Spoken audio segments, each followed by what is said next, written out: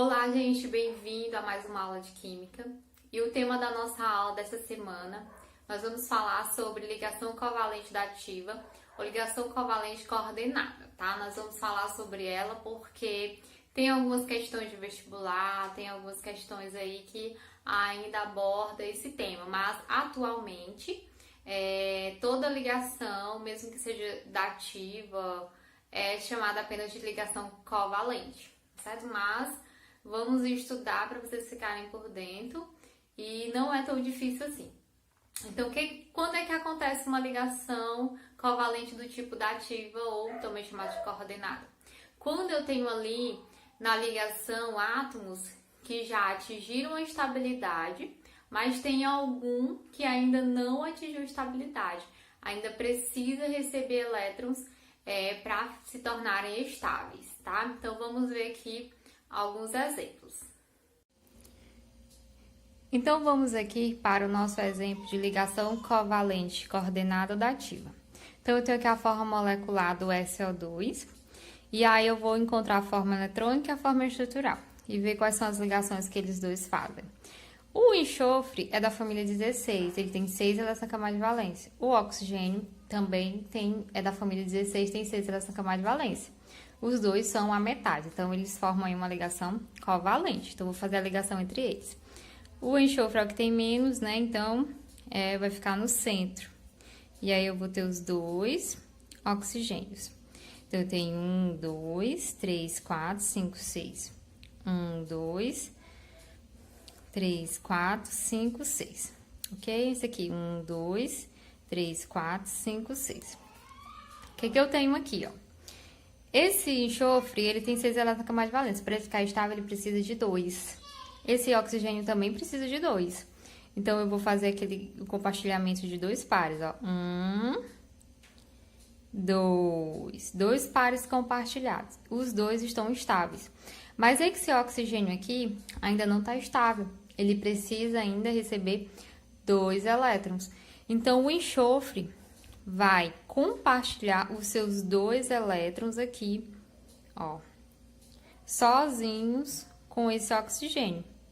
Então, ele vai estar, tipo, doando, só ele vai doar para o oxigênio. Então, eu tenho uma ligação do tipo coordenada dativa. Eu tenho 2 átomos aqui já estáveis, só que na ligação tem um átomo que ainda precisa receber. Então, eu tenho uma ligação coordenada dativa. Como é que eu faço a forma estrutural? S, um par aqui para esse oxigênio, e 2 pares aqui para esse outro oxigênio, tá? Então, eu tenho uma ligação dupla e que eu tenho uma ligação simples. Que essa ligação simples aqui, antigamente era chamada de ligação coordenada dativa. Antes era representada aqui por uma setinha, ó. Era assim, tinha uma setinha aqui, para dizer que era uma ligação do tipo dativa. Mas atualmente utilizamos dessa forma, tá? Não diferenciamos mais.